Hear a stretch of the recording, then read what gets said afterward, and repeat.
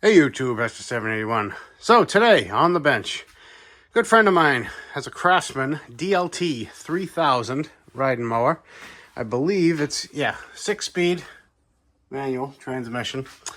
This lives at his, I'm gonna say beach house. It's a house on the Cape, so it doesn't get the sort of every week use that you or me would use for mowers, and it's been sitting for a long time. He hasn't used it since last year, and he went to use it this year, and he's a good person. He runs it out of gas, keeps the battery on a trickle charger. Everything else, he's passed the test. The blades won't engage. So he's having me look it over, just, give it a once over, oil change, make sure it's ready to go, and figured I'd set you up and we'll see what's going on with the deck. So we'll start by getting this tube off. This goes to prove you can do all the right things and still lose. Drop the deck down. And it's actually looking pretty clean under here. Sight unseen. But start getting it disconnected. Alright, well that's everything except the cable for the engagement. I just got to pull that off the pulley, so up periscope.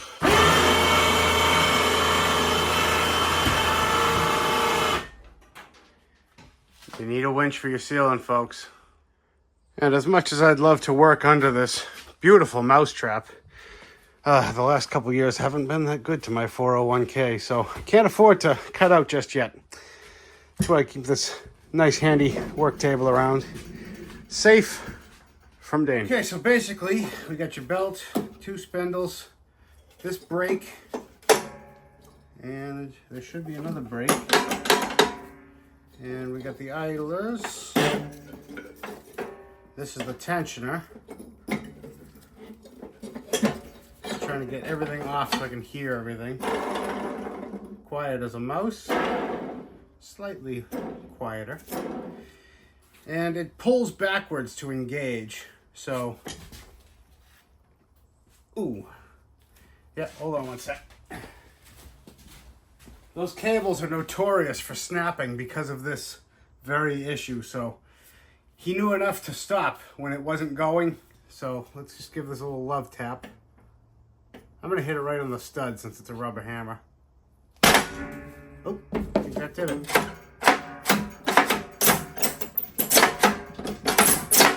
All right, it's moving now, but I'm not very happy about it. I think it just needs some lubrications. I'm gonna hit this thing with the blowgun real quick and turn you on in a second. You don't need to hear that. All right, I blew all that out and sprayed a little lubrication in, and look at this. Perfect. So every time you're engaging this, you watch the brakes. It's also pulling each brake off of the spindles so they can all move freely. There is one other issue though. Okay, now we're on the back side of the mower. Look at this bracket. Do you see this little deformed area right there? You can actually see the shiny metal. That's because that sits right there and holds that brake open. And over time, see, the vibrations wear a little divot into that bracket.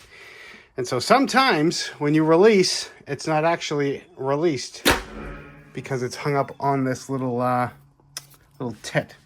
So all you have to do, of course everything's shiny right now, take a little grinder. First of all, smooth that out, but just kind of break that hump, and don't give it a place to sit. I'll show you. All right, so what I've done is I've popped this spring off of this mount so that this brake can sit out of the way. I popped the return spring off the tensioner, so now I have the bracket right back here where I want it. And all I'm gonna do is just grind, get rid of that hump, and then take down just a little bit. I'm trying to stay out of your way, but I'm probably directly in your way. I'll show you once it's done. See? just a little bit, just like that. It looks like a lot because it's a big difference right now, but so hook these springs back up just so you can see exactly what I did in case you want to do it yourself. And now watch. Engaged and released. Even if I walk it back slowly and try to let it stay hung up, it just won't. And that's exactly what you want. So we know that these two need to be changed, but I want to hear the spindles. So this side's easy. You pull the brake off, and that's perfect. This side's a little trickier because I got to hold the brake. You could take this cover off, but ain't nobody got time for that. So I'm just going to disconnect the brake and then hold the belt up out of the way. And that's quiet too. Good. So let me order up a couple of pulleys and we'll be back in mowing business. Well, while we're waiting for parts on that, why don't we turn our attention to the little bits of what looks like mouse nest peeking out from under the cover. Just make sure he doesn't get this thing back and instantly overheat it, eh? All right, getting the last bolt out of here. Place your bets. Just grass or grass and mouse? Come on. A little bit of both, but not bad. Let me show you what I'm seeing. Just trying to see how bad. Yep. There's some crap packed down in there. I believe that hole's supposed to go all the way through. And there's some stuff down there. So yeah, it's always good practice. Once a year, I tell everybody, pop the cover off and just make sure. 2 minutes, prevent blowing a head gasket. Yeah, especially all this crap. That is supposed to be all the way straight through. Blowgun time. And that's looking much cleaner. So there's no way I'm going to be able to show you because, you know, it's too dark and it's a bad angle. But this one does not go through. This one, this one, this one, this one, and I believe, yeah, this one does not. All right, so just from here to there, I'll go through. But I had to literally take this and break up all the cement-like garbage that was in there. So, doesn't matter. You be the judge. I'd rather, if a hole's supposed to be empty, it's empty. You know what I mean? Well, not much left on this one, guys. Gonna get a new air filter thrown in there. Got the oil draining. You think Briggs could have made these just an inch longer? Ugh. Story of my life. 1 inch too short. Anyway, yeah, so this thing's in pretty good shape. So yeah, unless I put a little funny text here on the bottom saying that I'm an idiot and I've missed something completely, just give that 1 second. All right. Yeah, gonna get some fresh oil in this thing and wrap it up. All right, fresh oil filter. Let's make sure she still runs, huh?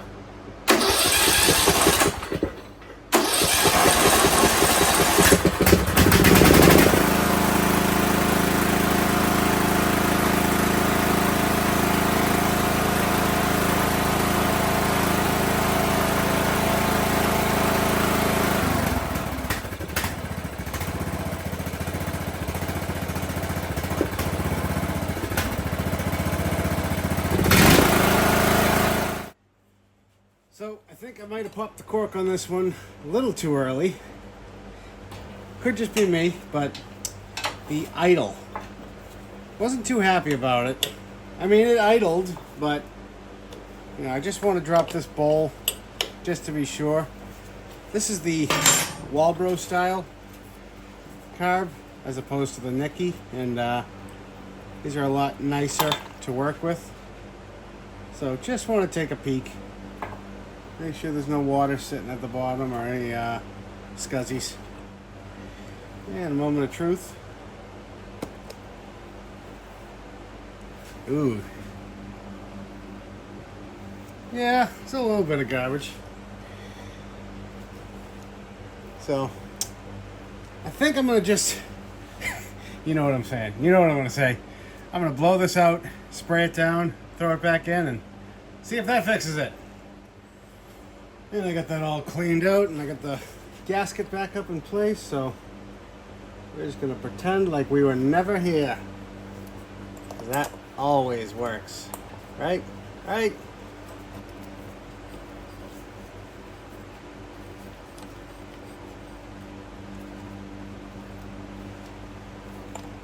There we go. Sorry, the gasket was slipping out of place. All right, let's get this cranked down and fire it up. I'm also going to change out this. And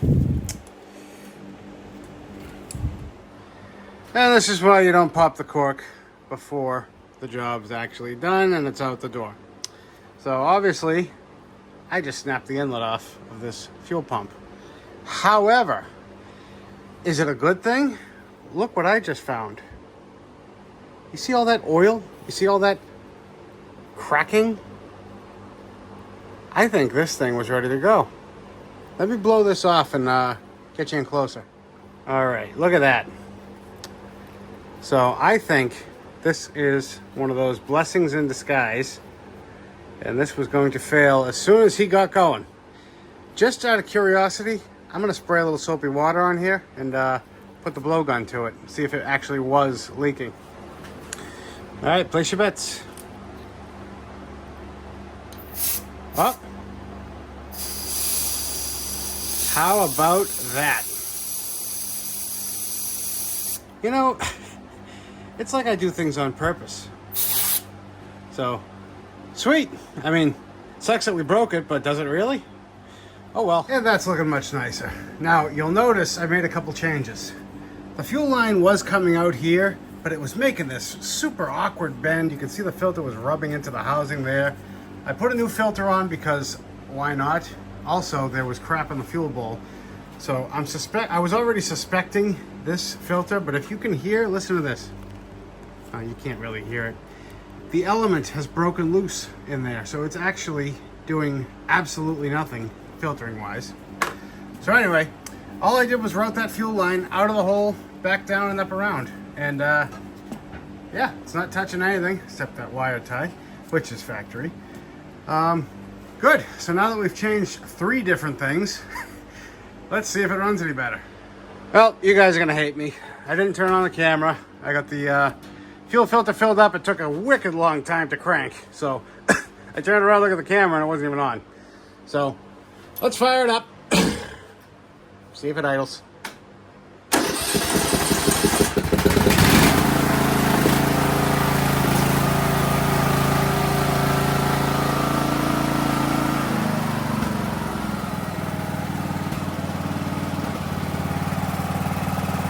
I'll take it.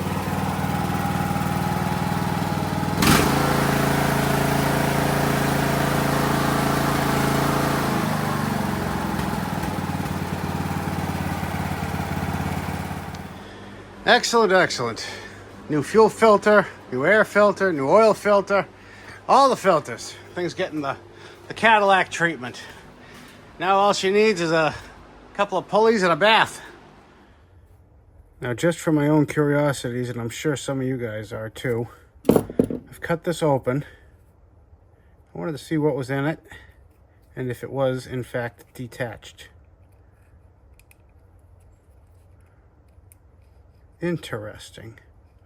Okay, so first of all, you can see all the crap in there, and it is moving.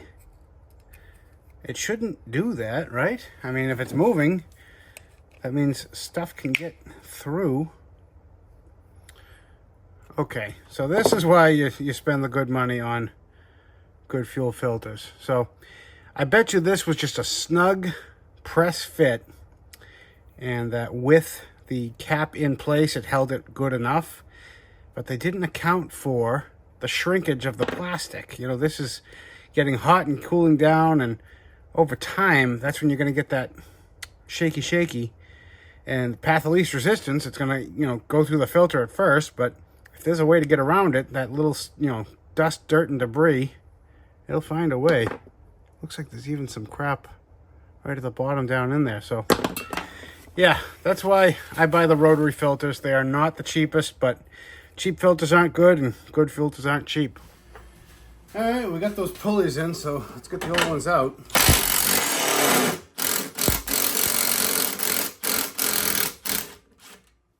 I just sort of pulling up while I was doing that to keep the carriage bolt caged.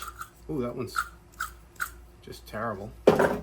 This one might be a little trickier, but well, let's try it.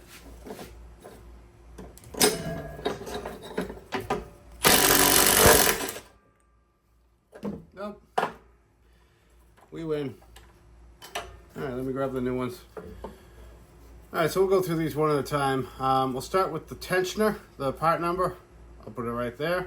And it looks like there's a spacer, like a washer, stuck to the back of this thing, so I'm gonna try to get that off first.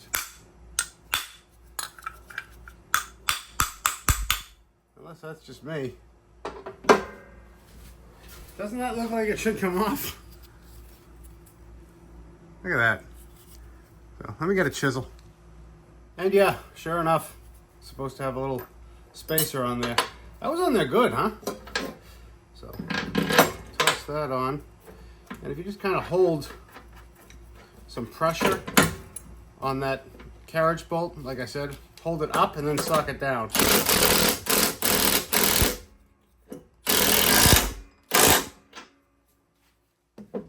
Perfect. And now for the idler, I'll put that part number right there. And same story. Hold up. And it's just that simple. Alright. Let's slap the mower deck back on and regroup. Alright, got the mower deck on, and all that's left is grease up the front end.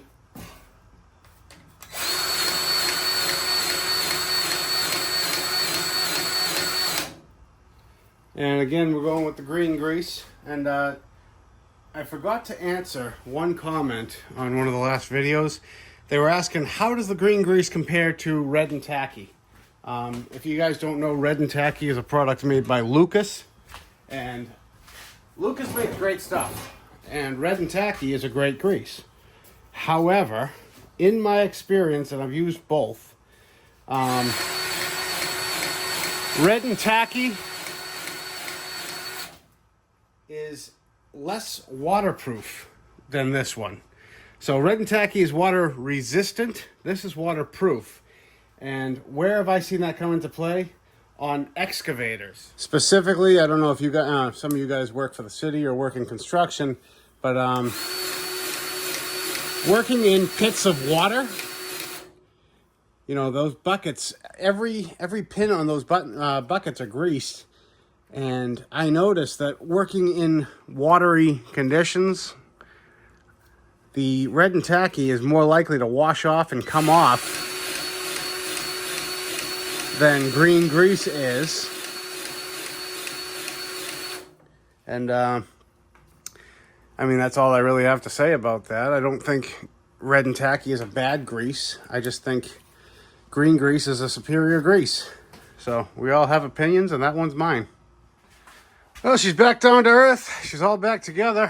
Why don't we take her for a ride, chest the blades out, and maybe give her a bath.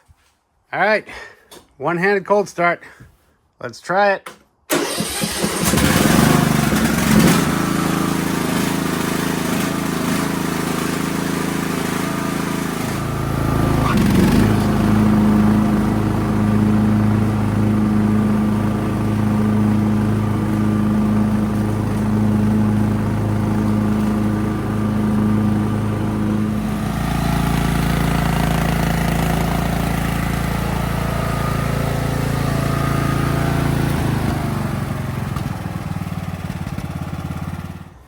And how's that?